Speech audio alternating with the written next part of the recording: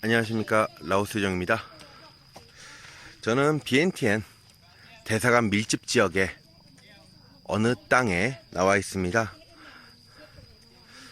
수도인데도, 대사관 밀집 지역인데도 불구하고 굉장히 농촌처럼 보이지 않습니까? 수도 안에서 개발이 안 된 구역입니다.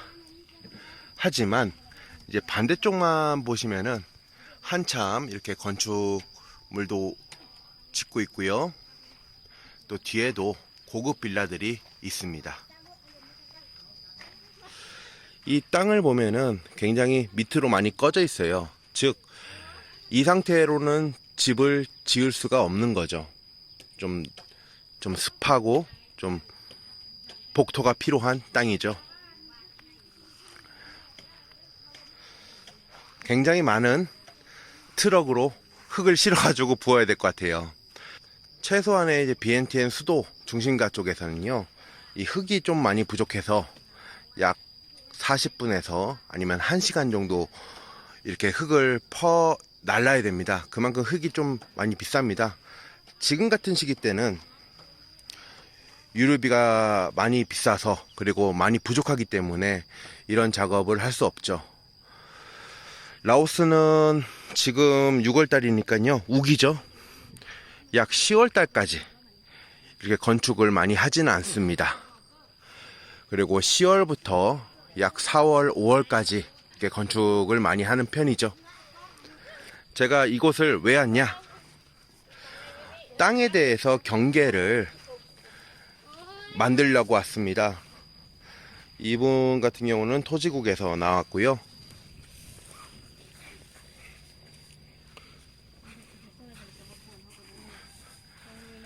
저 장비가 GPS입니다. GPS.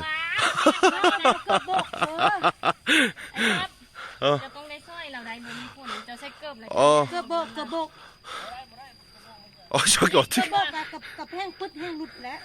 저거. 나 들어갈 수 있는데? 혼자 열심히 한다고. 저걸 통해 가지고 GPS 경계 구역을 잡는 거예요. 한 손에는 GPS 수신기, 한쪽에서는 저 봉 같은 거로 해가지고 수신을 하고요.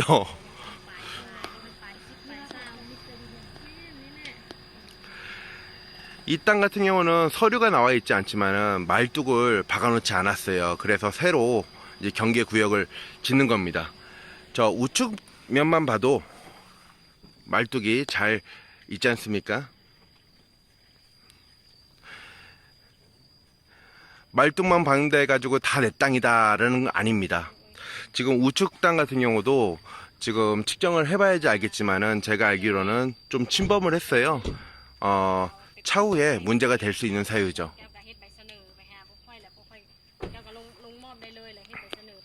저분은 저 안쪽까지 들어가가지고 지금 측정을 하고 있습니다. 다시 한번 말씀드리자면은 서류가 있는 땅도 이렇게 말뚝을 안 지은 땅도 많다라는 거, 아시면 좋을 것 같습니다. 그리고 이런 땅들도 복토가 필요하고 전기가 필요하고, 이곳은 전기가 들어왔고요, 물도 들어와 있는 상태입니다. 저와 함께 라오스 관련 공무원들 와가지고요, 같이 이제 실행을 합니다. 이런 방법들은 민간 업체에서는 할 수 없습니다. 정부 관련된 업체하고 같이, 정부 관련된 자하고 같이 움직여야지 정확하게 측정할 수 있고 나중에 문제가 생기지 않는 거죠. 좀 한국과 다르게 좀 다른 부분이 많죠. 여기 도로는 약 5m 정도 되는 골목이에요. 지금은 옆면은 아스팔트가 포장이 됐고요, 이곳은 지금 포장이 되지 않고, 근데 어느 정도 시간이 좀 지나가면은 나라에서 혹은 개인이 투자를 해서 이 길을 만들 수 있는 거죠. 아무래도 아스팔트가 나인 땅하고 나지 않는 땅하고는 가격이 차이는 있습니다. 이곳은 무슨 목적으로 이렇게 땅을 팠는지 모르겠지만은 아무래도 제 생각이지만은 흙이 좀 필요해서 본인이 그래도 가지고 있는 땅 중에서 목적이 두 가지인 것 같아요. 하나는 이렇게 여기서 물고기를 키울 수 있게 하는 거하고, 본 목적은 또 한 가지는 흙이 필요해서 이 은근에 팔거나, 돈이 필요해서 팔거나, 혹은 집을 짓기 위해서 이 자기가 지금 안 쓰고 있는 땅을 파서 그쪽으로 옮긴 것 같습니다. 결국에는 이 땅도 값어치가 있다고 하고 건축물을 옮기려면은 또 흙을 퍼가지고 이쪽에다 부어야 되는 상황인 거죠. 이 땅의 경계를 보면은 대략적으로 약 한 150평 정도 되는 것 같아요. 라오스에서 제일 많이 이상적으로 집을 짓는 땅 면적은요, 약 330제곱미터 정도가 제일 이상적이죠. 그곳에 건축물을 옮긴다 해도 약 10만 불, 12만 불 정도 이 건축물, 이게 제일 요즘 잘 나가는 것 같아요. 저분은 아직도 지금 땡볕인데 점심도 안 드시고, 뱀이 나왔나? 이 근처에 뱀이 있더라고요. 최근에 제 영상에 많은 분들께서 라오스 경기 상황에 대해서 좀 물어보시더라고요. 디폴트? 그거에 대해서 좀 심각하지 않냐라는 저한테 질문을 던져주시는데요. 모르겠습니다. 이게 저는 자료를 가지고 이제 얘기를 한다 하면은 라오스 경기가 국제적으로는 1등급 내려갔다고 합니다. 또 그거에 따라서 이제 세계적인 전문가들이, 제가 알면 얼마나 알겠습니까? 그 전문가들이 얘기하기로는 디폴트 상황은 안 간다라는 것이 전문가의 의견이고요. 지난주에 이제 발표를 했죠. 두 가지 발표를 좀 했었는데요. 하나는 라오스 기름이 이번 주, 오늘 이제 금요일인데 이번 주부터 좀 순차적으로 푼다고 이렇게 얘기를 했었습니다. 사실상 아주 풍족하지는 않지만은 지난주보다는 좀 더 기름 넣기는 수월해진 것 같습니다. 좀 시간이 지나야 될 것 같고요. 또 한 가지는 라오스 환율에 대해서 좀 많이 변동이 심했던 2주 전이었어요.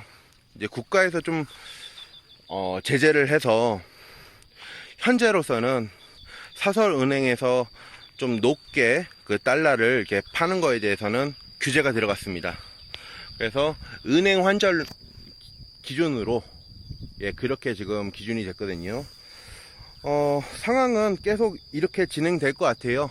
이 킵이랑 달러 이 방어를 계속 할 것 같고, 또 우리나라 IMF 때 금모으기 운동을 한참 했지 않습니까? 이것도 마찬가지로 요즘에 일어나는 운동이 뭐냐면은 달러를 킵으로 바꾸자는 운동을 계속 하고 있습니다. 나름대로의 방식으로 지금 라오스는 이겨내고 있고요.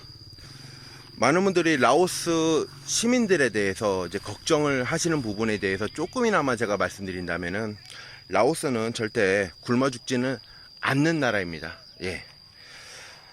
굉장히 자원이 풍부하고 또 중국 영향권에 있는 것 같기도 하지만은 많은 투자, 대한민국이든 중국이든 이곳에 많은 관심을 갖고 있는 것 같습니다.